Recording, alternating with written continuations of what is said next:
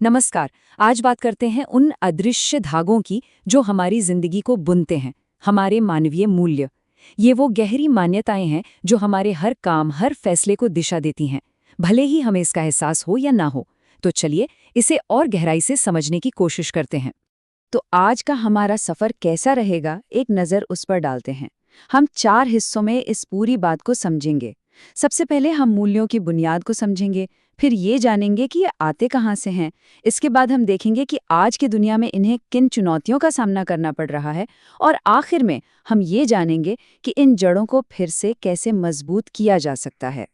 अच्छा, आगे बढ़ने से पहले चलिए एक पल रुककर सोचते हैं, सुबह उठने से लेकर रात में सोने तक ऐसी कौन सी चीज है जो हमारे हर छोटे बड़े फैसले के पीछे एक तरह से चुपचाप काम कर रही है। बस यहीं पर हमारे मूल्य, हमारी मान्यताएं काम आती हैं। तो चलिए शुरू करते हैं हमारे पहले पड़ाव से, मूल्य और नैतिकता की नींव। मतलब आखिर ये मानवीय मूल्य, ये ह्यूमन वैल्यूज होती क्या हैं? अगर बिल्कुल सीधे साधे शब्दों में समझें तो मानवीय मूल्य वो गहरे विश्वास हैं जो हमें बताते हैं कि जिंदगी में क्या सही है, क्या गलत है और असल में क्या मायने रखता है। ये बिल्कुल हमारे अंदर के कंपास की तरह हैं जो हमें शायद पता भी नहीं चलता, पर वो लगातार हमें सही रास्ता दिखाते रहते हैं। अब देखिए, ये बहुत दिलचस्प है कि मूल्य भी कई तरह के होते हैं। जैसे कुछ होते हैं व्यक्तिगत मूल्य जो सिर्फ हमारे अपने लिए हैं, जैसे कि आत्मसम्मान। वहीं सामुदायिक मूल्य पूरे समाज को एक साथ जोड़ते हैं, जैसे आपसी भाईचारा। इसी तरह कुछ मूल्य समय और हालात के साथ बदलते हैं और कुछ है जो कभी नहीं बदलते, जैसे सच बोलना। ये सब मिलकर ही हमारी नैतिक दुनिया का नक्शा तैयार करते हैं। हाँ, पर यहाँ एक बहुत ज़रूरी फ़र्क समझना होगा वैल्यूज़ और बिलीव्स के बीच। वैल्यू यानी मूल्य बड़े सिद्धांत हैं जैसे ईमानदारी, और बिलीफ यानी विश्वास वो धारणा है जिसे हम सच मानते हैं, जैसे ये मानना कि ईमानदारी सबसे अच्छी नीति है। तो हम ऐसा कह सकते हैं कि वैल्यू अगर मंजिल है तो बिलीफ उस मंजिल तक जाने का एक रास्ता है।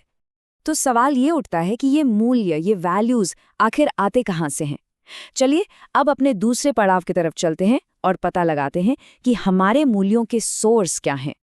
देखिए, सबसे पहला और सबसे गहरा असर तो हमारे परिवार का ही होता है।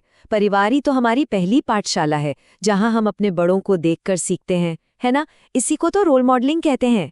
उनकी कही अनकही बातें, वो बचपन में सुनी कहानियां और उनका दिया हुआ हौसला, यही सब हमारे अंदर मूल्यों के पहले बीज बोते हैं। परिवार के बाद नंबर आता है हमारे स्कूल और कॉलेज का। और देखिए, स्कूल कॉलेज में सिर्फ किताबी पढ़ाई तो होती नहीं है। हमारा सिलेबस, दोस्तों के साथ उठना बैठना, खेल कूद, ये सब मिलकर हमारे चरित्र को एक फॉर्मल शेप देते हैं। यहीं पर तो हम टीम वर्क, डिसिप्लिन और हेल्दी कंपटीशन जैसी वैल्यूज सीखते हैं। और फिर इन सब के ऊपर आता है हमारा समाज, सामाजिक और धार्मिक नियम, मीडिया, देश का कानून और हमारे लीडर्स या प्रेरणा स्रोत। ये सब मिलकर एक ऐसा माहौल बनाते हैं जो या तो हमारी वैल्यूज को और पक्का करता है या फिर उन्हें चुनौती देता है। और जब हम प्रेरणा की बात करते ही हैं तो महात्मा गांधी का जिक्र तो आएगा ही। उनके मूल्य, सत्य, अहिंसा, साधन की पवित्रता आज भी दुनिया भर में लाखों करोड़ों लोगों को राह दिखाते हैं। ठीक इसी तरह नेल्सन मंडेला को देखिए, उन्होंने दुनिया को सिखाया कि सत्य, धैर्य और अपने विरोधियों के लिए अटूट सम्मान के साथ कैसे जिया जाता है। उनकी पूरी जिंदगी इस बात का सबूत है कि मुश्किल से मुश्किल हालात में भी हमारी वैल्यूज ही हमारा सबसे बड़ा सहारा होती हैं। और भारत में डॉक्टर बी.आर. अम्बेडकर को देखिए, उन्होंने सामाजिक न्याय, समानता और भाईचारे जैसी वैल्यूज को हमारे संविधान की ही नींव बना दिया। मतलब इन महान हस्तियों के विचार और काम आज हमारे समाज की वैल्यूज का एक परमानेंट सोर्स बन चुके हैं। लेकिन एक सवाल है, क्या ये वैल्यूज हमेशा इतनी ही मजबूत रहती हैं? और यहीं से हम आते हैं अपने तीसरे और शायद आज के दौर के सबसे जरूरी पड़ाव पर। हमारी वैल्यू सिस्टम के सामने आज क्या चुनौतियां हैं? आजकल अक्सर ये सुनने को मिलता है, ये सवाल उठता है कि क्या हमारे नैतिक मूल्यों में गिरावट आ रही है? कभी कभी ऐसा लगता है कि आज की इस भागदौड़ भरी जिंदगी में हम कुछ बहुत जरूरी चीजें पीछे छोड़ते जा रहे हैं। और इसके पीछे ना कई सामाजिक दबाव काम कर रहे हैं। पारंपरिक पारिवारिक ढांचों का टूटना, बहुत ज्यादा भौतिकवाद और न्याय मिलने में देरी, इन सब ने हमारी वैल्यू सिस्टम को कमजोर किया है। बढ़ते इंडिविजुअलिज्म को ही देख लीजिए, मतलब आज हमें शायद ये भी नहीं पता होता कि हमारे पड़ोस में कौन रहता है। ये जो आपसी जुड़ाव की भावना थी वो कहीं खो रही है।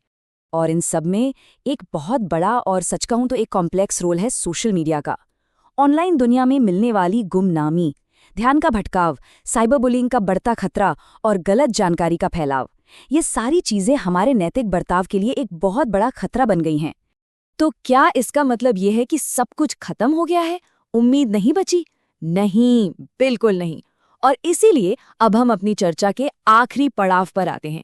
यहाँ हम ये समझेंगे कि इन वैल्यूज को फिर से कैसे मजबूत किया जा सकता है। तो हम अपने इन जड़ों को फिर से कैसे सींच सकते हैं? देखिए, शुरुआत तो हमेशा घर से ही होती है, जब माता-पिता खुद एक अच्छा उदाहरण बनते हैं। स्कूलों में वैल्यू बेस्ड एजुकेशन को और बढ़ावा देना होगा। समाज में अच्छे कामों को सराहना और गलत कामों की निंदा करना जरूरी है। और हाँ, आध्यात्मिक विकास और मीडिया की एक पॉजिटिव भूमिका भी इसमें बहुत बड़ा बदलाव ला सकती है। तो ये सब जानने और समझने के बाद पूरी बातचीत एक सवाल पर आकर रुकती है। वो कौन सी एक वैल्यू है जिसे आज से, अभी से जानबूझकर प्रैक्टिस करने का फैसला लिया जाएगा, चाहे वो ईमानदारी हो, करुणा हो या धैर्य? क्योंकि एक बात हमेशा याद रखनी चाहिए, समाज में कोई भी बड़ा बदलाव हमेशा एक छोटे व्यक्तिगत कदम से ही शुरू होता है।